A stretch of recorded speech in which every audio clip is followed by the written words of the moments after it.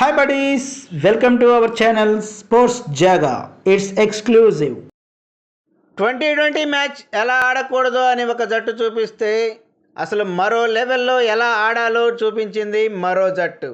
Away Lucknow and SRH. వీరిద్దరి మధ్య ఉప్పల్లో జరిగిన ఆ మ్యాచ్ విశేషాలేంటో ఇప్పుడు చూద్దాం రండి.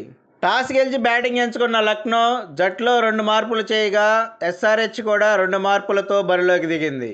మొదట బ్యాటింగ్ ప్రారంభించిన లక్నో టీ20లా కాకుండా టెస్ట్ బ్యాటింగ్లా ప్రారంభించింది.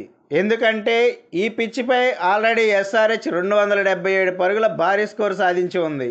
అయినా స్లో బ్యాటింగ్నే ఎంచుకుంది లక్నో. దానికి తోడు డికాక్ స్టైనిస్లు కూడా విఫలమవడంతో కేఎల్ రాహుల్ తన స్లో బ్యాటింగ్కి మరోసారి పనిచెప్పాడు. దీంతో పవర్ ప్లేలో 27 పరుగులు మాత్రమే చేసి ఐపీఎల్లో తమ లోయెస్ట్ స్కోర్ని నమోదు చేసుకుంది లక్నో. తర్వాత కేఎల్ రాహుల్, కృణాల్ పాండ్యా కూడా అవుట్ అవడంతో 11 ఓవర్లలో 66 పరుగులకు 4 వికెట్లు కోల్పోయింది లక్నో. ఈ దశలో పోరన్ బదోనీలు ఆదుకోవడంతో పాటు రెచ్చిపోయి బ్యాటింగ్ చేయడంతో 20 ఓవర్లలో 165 పరుగులు చేయగలిగింది లక్నో.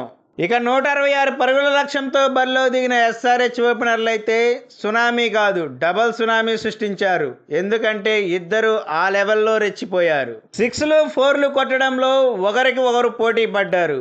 అసలు బౌలర్ల ఊసే లేదనుకో.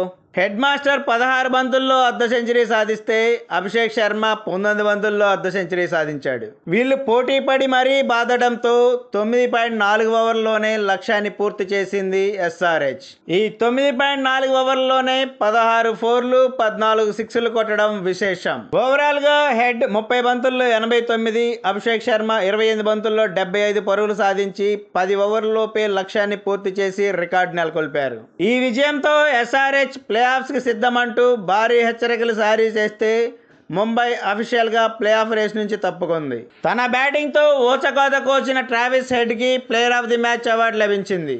ఈ వీడియో మీకు నచ్చినట్లయితే లైక్ చేయండి, షేర్ చేయండి. ఇలాంటి మరిన్ని అప్డేట్స్ కోసం please subscribe our channel. Bell icon click చేయడం మర్చిపోకండి. Thank you buddies.